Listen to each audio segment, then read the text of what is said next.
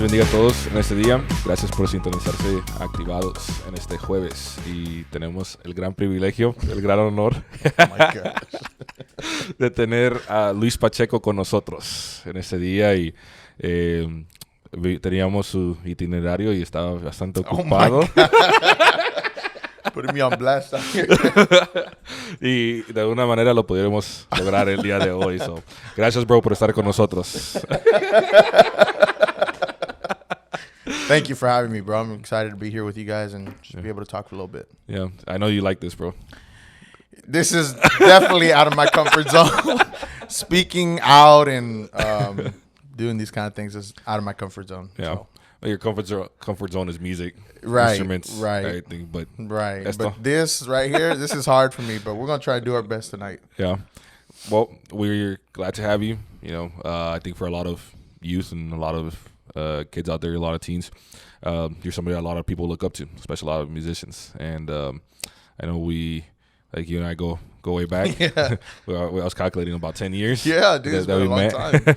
And I remember you growing up and you telling me a little about yourself back then and how you started getting more and more involved in music and trying to get better.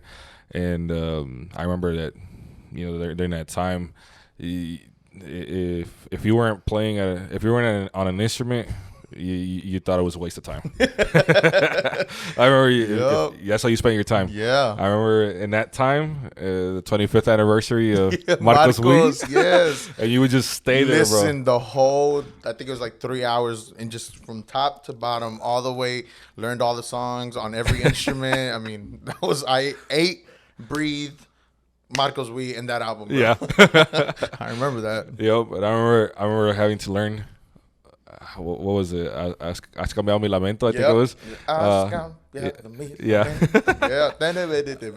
Yeah. I couldn't get it, and I was like, bro, show it to me. I think he showed it to me, he broke it down, and I was like, oh, okay, got it. And then I finally got Dude, it. that's old. I remember that now.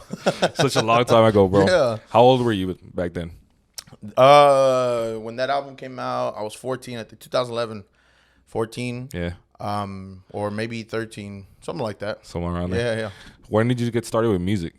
So obviously, I was little. My parents said that didn't really like playing with toys, things like that. So they started buying me instruments, and I was hooked. So they bought me like a little drum, little pandero, and I would take that to church with me. And I didn't really start playing an instrument until I was 4 years old.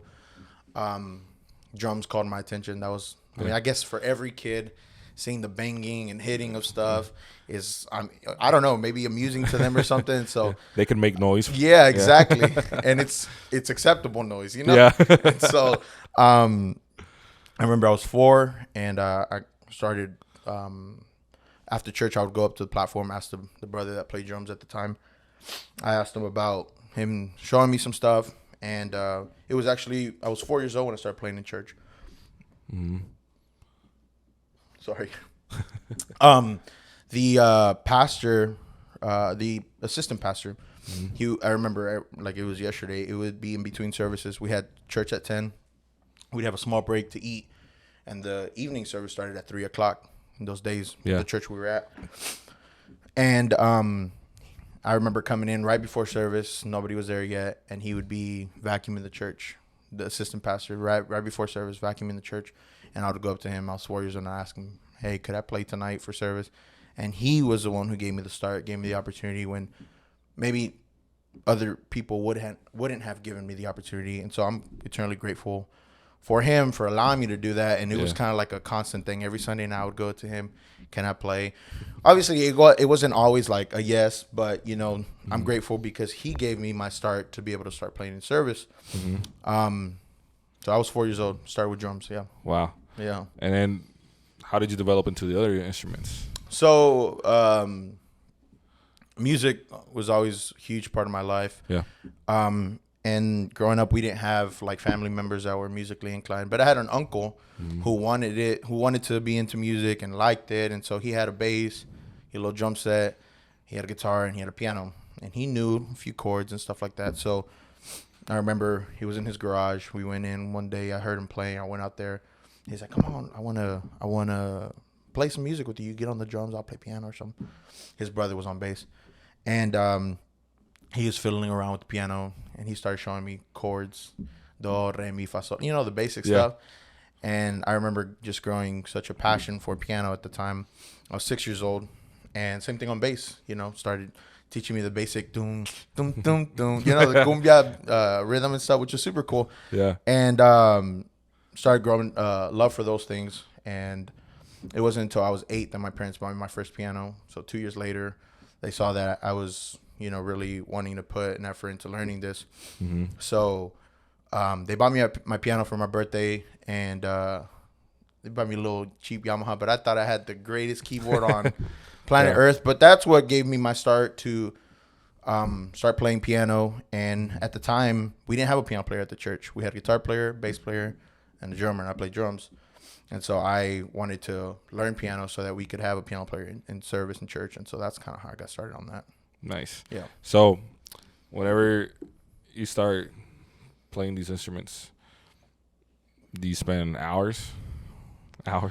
Yeah, it was practicing? hard. It was hard because I didn't have a music teacher. Maybe the resources weren't as available as they are now. Yeah, it's true. I think a lot of it had to do with the fact that I didn't know of those resources, or my parents didn't know those resources. Yeah, because they weren't musically inclined. We didn't have family that was musically inclined. So they didn't really know what to do. So it was me sitting in my room for hours trying to figure out stuff, crying, frustrated, upset, trying to learn these things.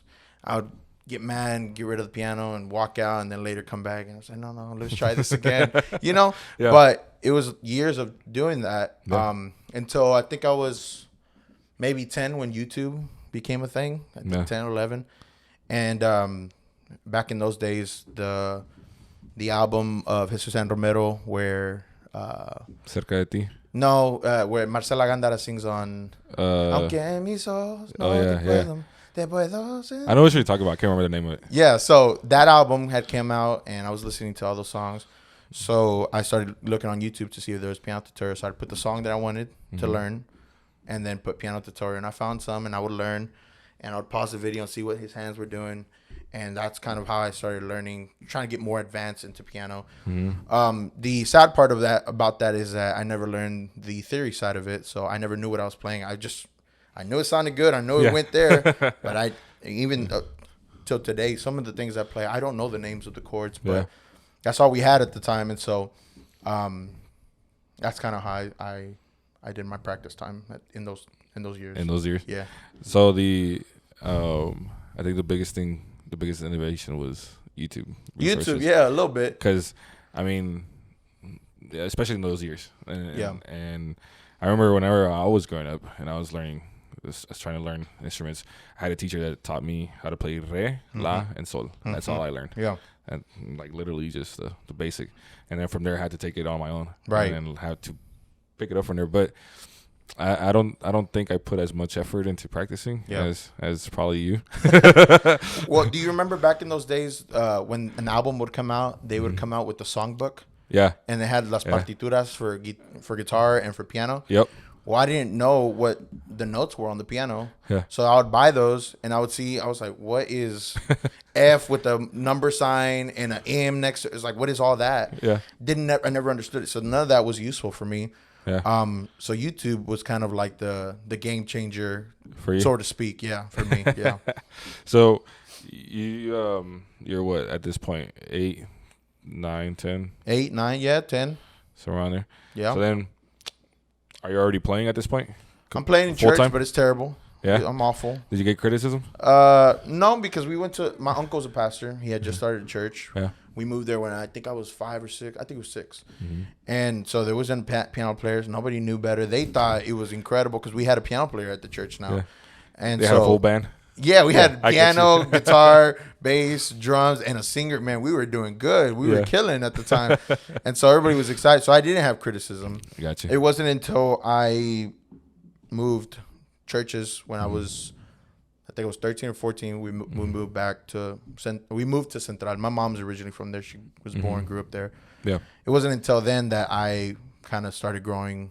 That's kind of where it shifted for me, and that's when I started getting like criticism and this and that. So mainly because I'm pretty sure it was like, was it a big change for you going from? Bro, it was. I remember when my parents said we're moving there. I didn't understand it because we were leaving my uncle's church. We were leaving my cousins. Although I felt my parents felt like that was the move that was right for us at the time, and I totally agree. I definitely think that was a God thing because I don't think I would be where I am today without Central and without us moving there and all that stuff. They play a huge part into who I am today. But it was so hard. I remember the first service, I sat in service so discouraged, and I said, this church is massive. There's no way they're going to take a chance on a 14-year-old kid who's not even that good. That's the way I saw myself at the time. Who's not that good. You weren't. You're right. I wasn't. I was terrible. But I was like, they have so many musicians here, incredible musicians, people that actually know what they're doing. Yep. There's no way that I would get an opportunity here. And is that why you got criticism? Why you think you got criticism that you weren't that? Because you weren't that good as I don't some know. of the other I better think musicians? At the time, there wasn't. You really didn't see. At least there, when I got there, it was just older guys that were playing. It wasn't any kids or younger teens or what. The teens played in teens class. I got you. And that was it. And if they played in the main, or if you saw them in the main, that's because they were doing a special or whatever. And it's just that's the way it was back then. And so I think more of the criticism came from how young I was. I got you. Now, did that push you though? It definitely did. Yeah. It definitely pushed me to want to be better, to learn. Which just being in the room with those guys was already like I was learning so much from them. Yeah. Because I come from a small church where yeah. I was it. If I didn't play, we didn't have music, and so there wasn't anybody that was there to push me, and not in a bad way or no slam. It's just there wasn't anybody else there. I was the best the church had at the time, and so to come to a place where everybody is better than you was encouraging.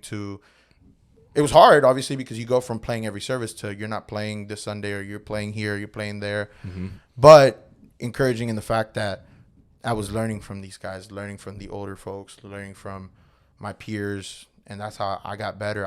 Growing up, we didn't play merengue. I didn't know what merengue was. Yeah. We didn't play salsa. I didn't know what that was. It wasn't until I met Chino, Joel, that he taught me the Latin stuff and said, well, we do this, we do that.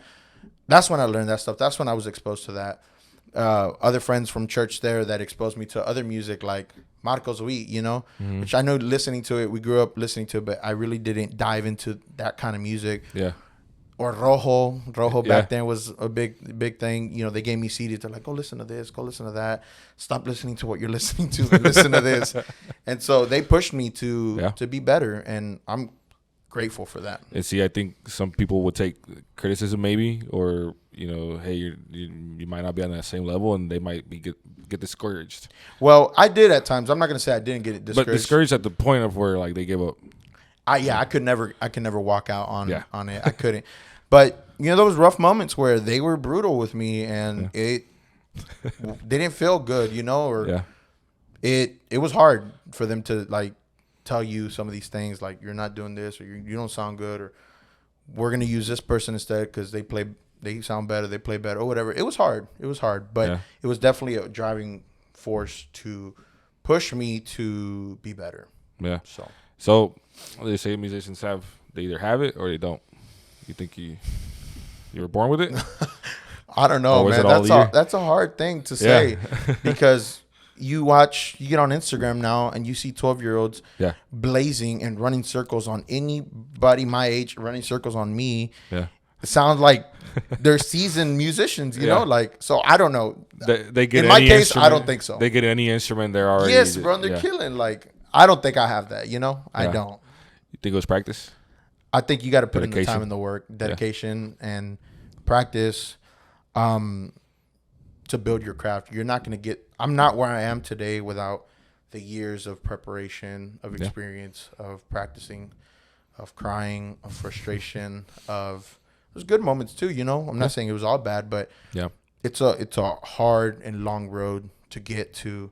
I don't even consider where I'm at like the top, but it's definitely not where I used to be, and I'm grateful for all this because without this I wouldn't be here where I am today. And so I do think the time dedication will pay off in the long run. So you also sing a little bit. Something like that. Yeah. Not because I choose to. It was more of a necessity, you know. Yeah. My uncle's church, same thing. I think at one point our lead singer just wasn't coming to that church anymore, and so they're like, we don't have anybody else. You sing. That's hard, bro. You're 10, 11, you know, you haven't hit puberty. You sound like a little girl. I mean, it's awful, dude. Like, it's a rough moments in life, dude. But but that's what pushed me to do those things. Yeah. Again, not because I wanted to. I did it more of a necessity. Same thing. People didn't know that I sang when I went to Central. Yeah. It wasn't until a few years later when we were left with, for our band, we were left without a lead singer that I had to kind of just get into that position. Yeah. Arturito wasn't there yet, and so I had to do it, fulfill that role. Then we got Arthur, and life was incredible, and it still is, you know. So yeah, I get you. Yeah. I mean, because for some reason I realize that a lot of people don't know that you sing. And I'm okay with that. Yeah. I promise. I'm definitely okay with that. It's what you like the least? Okay. I'm not going to say I dislike it. Yeah. There's moments that, for me, it just depends on the moment, depends on the song, but there's certain songs that just connect really well with me that I love to sing because it's an expression of worship for me towards God or his faithfulness in my life, or I've gone through this, and this, and I've seen, you know, I've gone through it and God's brought me through it, and so I'm grateful for that. And so those songs I enjoy to sing, but to consider me a worship leader and ministering, and it's just, I don't feel like that's my thing, you know. And I'm okay with that. You'd rather be an MD, music director. I would, yes, 100%. Yeah, I get you. Or anything behind the scenes, I'm cool with. You know? Yeah. What else? What else do you do? I know you do a lot of media stuff. I do. For those that don't know you. Well, I was doing it at my church where I work at for a few years now. I did graphics, videos, broadcast, audio. I mean, all the AV stuff. But I don't anymore. Don't do it as much. But yes, for a few years I've been kind of doing that, the whole graphic design and video and all that good stuff. That's your comfort zone? Anyway. It's not. No? Again, that's something I learned. Yeah. It was a necessity at the time. Doing social media was a necessity. You know, as times change, you know, I realized that social media is a huge tool to use for outreach for churches. So that's why I learned and I got into doing that stuff. And like I said, it's more of a necessity versus like, this is my passion to make graphics.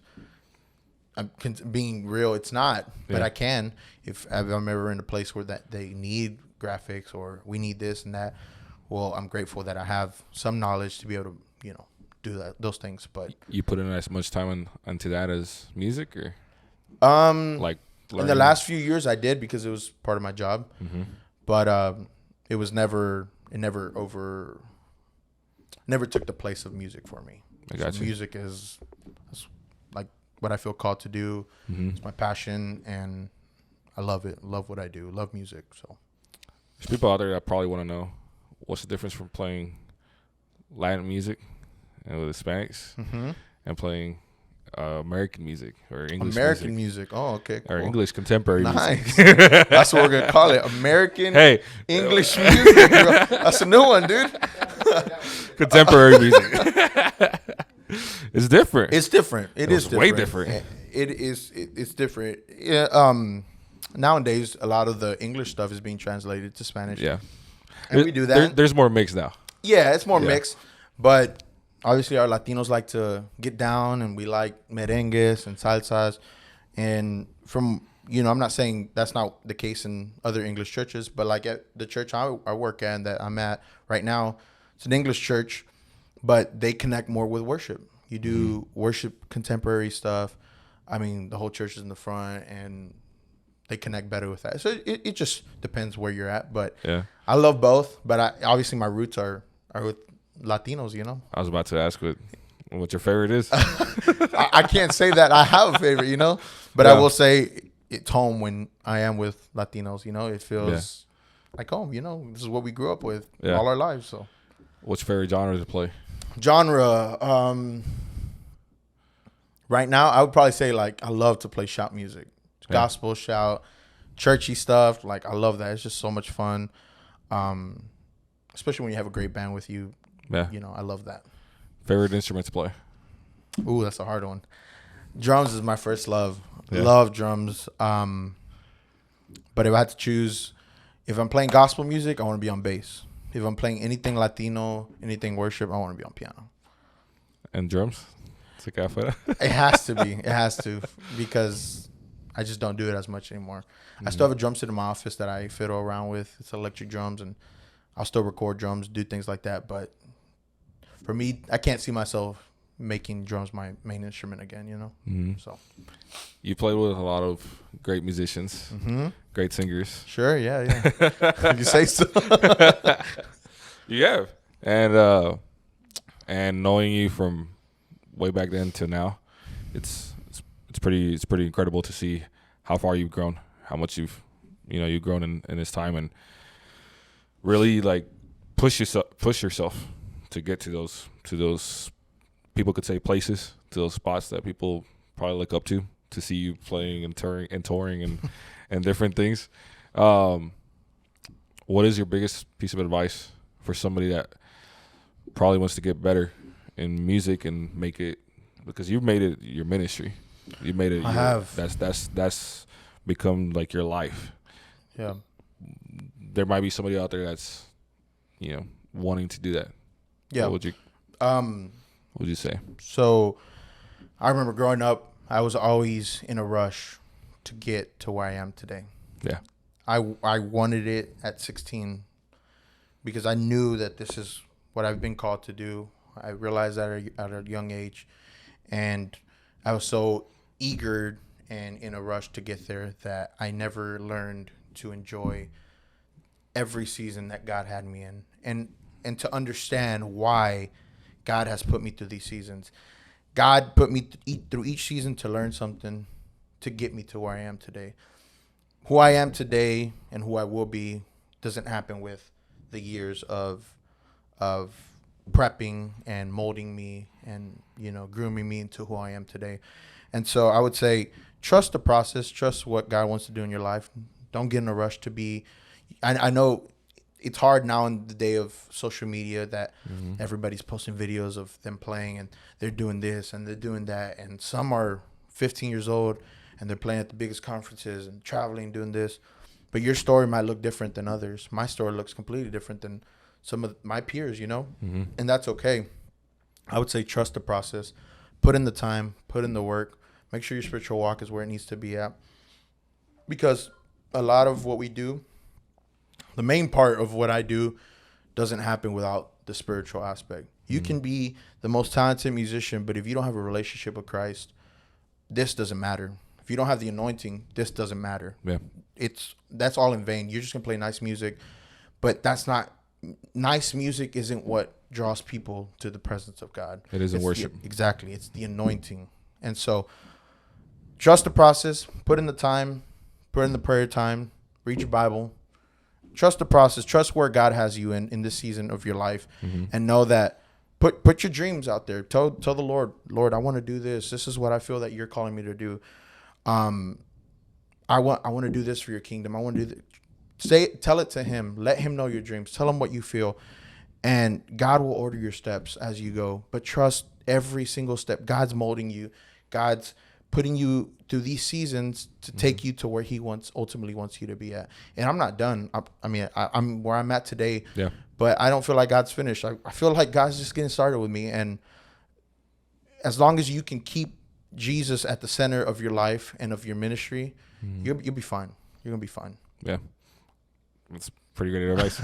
Write it down, guys. Now, advice for music directors and these people that are, to see, like, I think during those years when you started playing at Central and a lot of people were starting to realize who you were, like who's this little kid playing Right, over there? right. Who's this 14-year-old? During that time, that's when a lot of how can you say, like, a lot of that directing the music, directing the band started coming into play Right. a lot. And that's when a lot of people started, oh, okay, this is actually really important Right. to have in a band. Yeah. And I feel like you're always pretty great at that, directing where it needs to go.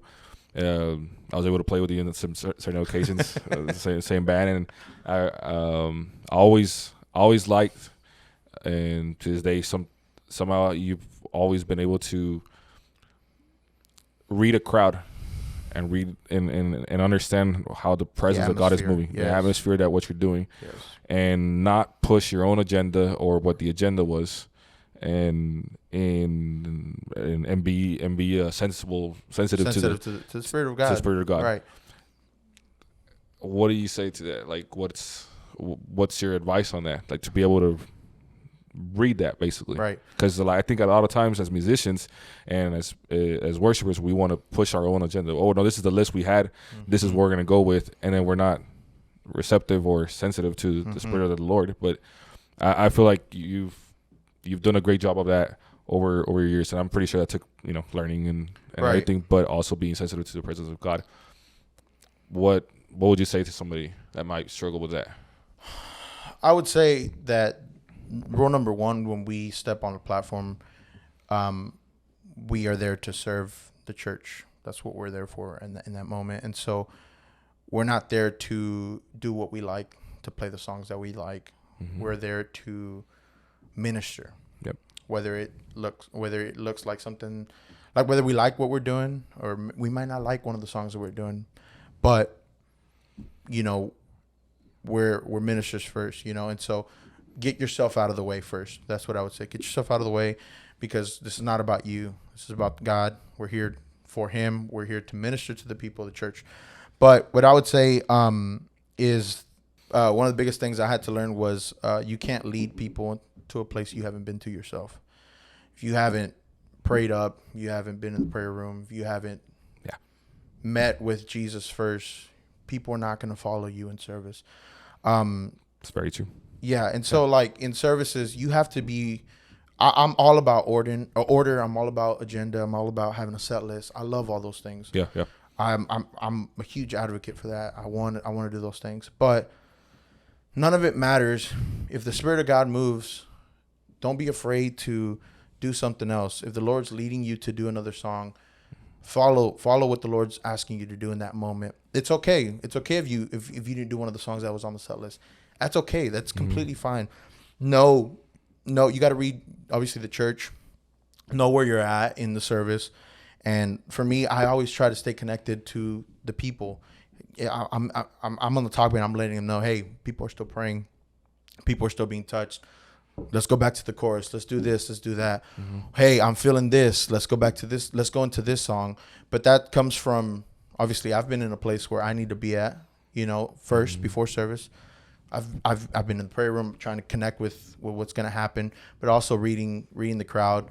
That's big. I feel like a lot of musicians or music directors are so caught up in doing what they want to do that they miss that opportunity and can miss a huge worship moment in the service because you went to the song that you wanted to do and that wasn't what was supposed to be done.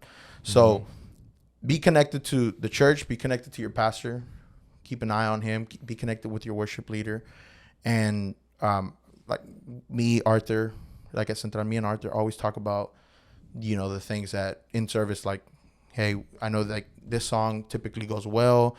Let's make sure that we're open to extending it if we need to, or if we need another song here, let's get something ready. Same thing at Royalwood, if we just did a song this past Sunday and it went well, that we just went back into the bridge, and I had an agenda and I had things to do, and I know I'm on a schedule, but I have the liberty as a music director that if I feel that the Spirit is moving and the church is receiving and like it's not time to move, I can call that and say, all right, let's keep going. Let's, people are still praying, people are still being touched. So being sensitive to the Spirit of God in service is super vital if you're going to be a music director. And again, the biggest, like I said at the beginning, is just removing your likes, your wants from the equation. It's not about us when we get up there. It's not about what we like, the songs that we prefer. It's about what the church needs in that moment. There's songs that I don't like, not because the lyrics don't sound, not because the lyrics are bad or anything. It's just some songs I just don't connect with as well. But that doesn't mean that's not what the church needs in that moment. And if that's what the church needs, then that's what we're gonna do. So that'd be my advice for that. Yeah. I mean, it's true. I mean, as bands are evolving, as groups are growing, as music directors are becoming even more a regular thing, that's a huge responsibility. You know, because sometimes people might look at it and be like, "Oh no, that guy's just telling them, okay, chorus, okay, bridge, okay, let's go back to this and that." But why? You know, there has to be a why behind the things that you do. Right. You know? A lot of things that I was able to do, I picked up some of them from you for that reason. You know, for reading that, being sensitive, and I think your point about you have to connect with Jesus first. Have to. That's very important. Yeah. If you don't, then you can't lead. Like I said, you can't lead somebody. You can't lead a group of people somewhere you haven't been to yourself. Yeah. It's just rule number one. You know. Yeah. So. I get you, man. It's a huge responsibility, like I said, and I think that's I think from the people I've seen, Matt, I think you've been one of the biggest ones at being able to read that, and I say that, you know, from the bottom of my heart, and Appreciate I think brother. I don't say it because you're you know, to raise your ego or Right. I don't say it for that reason. I say it because it's true. You know, I think a lot of kids, teens, youth nowadays that are probably learning music, they need to always keep that in mind. You know, God first. Right. You know, my walk with the Lord first, and then, you know, I'll be able to serve Him even better. Yes. Because I agree. Because then I think when we were talking about this on the way over here, Yeah. you know, I think then it becomes just a gig. Yeah. Like you were saying, it just becomes something that you're doing. You're there to fulfill what you might see as an obligation. Yeah. When, you know, we don't have to do this. We get to do this. This is a privilege. Yeah. The fact that we get to serve God in this capacity is an honor. It's a privilege. I feel like a lot of people don't see it that way. They think they need me. God don't need us. God does not need us. Yeah. He wants us. Yeah. And there's a He difference. desires us. Yeah. He wants to use us, all that stuff. But sometimes we act like, you know, we're it, and if I don't play, the presence of God ain't gonna. No, I promise you, it'll move. The Bible says if you don't worship or praise Him, the rocks will do. I don't want no rock crying out for me, bro. In my place, I want to do that. You know, like I want to worship. I want to give God glory. Yeah. Remembering that this is not a gig. This is ministry. We get to do this. We don't have to do this. We this is a privilege to do this. So, do you ever see, whenever you play, do you ever see anything as a performance or as a show? ooh, I have in certain aspects. I have seen certain things, like we play with an artist, or we travel here, and they say we're doing a concert. You come in. I've come in with a mentality like that, but when we're in there and realize that it's really not a concert, it's more of like a night of worship. People are still connecting. Lives can still be changed. It's changed my perspective to. Anytime I get to do this, it's not a performance, and it's what you make of it. Yeah. If you come in with the mentality of this is a performance, that's what people are going to receive, a performance. If you come in ready to worship and you're leading them into worship, lives can be changed.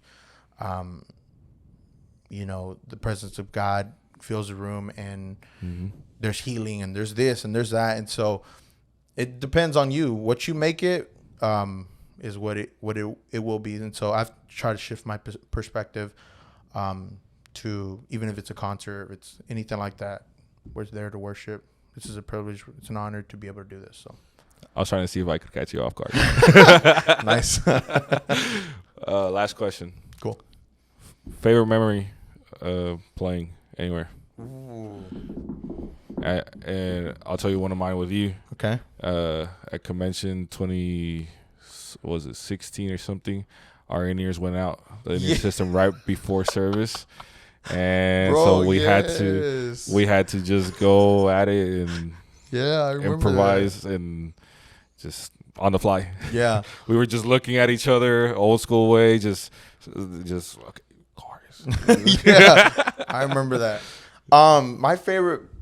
What was the question again? Favorite memory playing somewhere. Man, that's hard.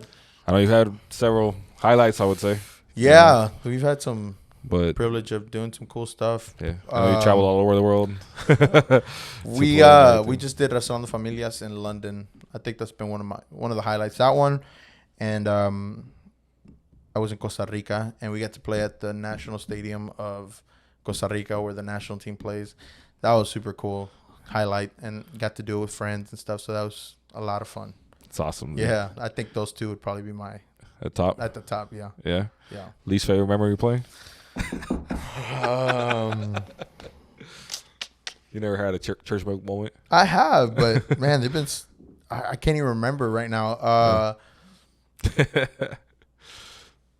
I can't remember, bro. We'll have to get that one on the next one. Yeah. Sounds good, man. Thanks for being here, bro. Thank you so much for this. Having Has been really fun. Yeah, bro. It's an honor to Time be here flew with by. you guys. It did. How long we been doing this? I know, right? What time did we start? Yeah. He said he said. Yeah. right. It was like when we got here. Yeah.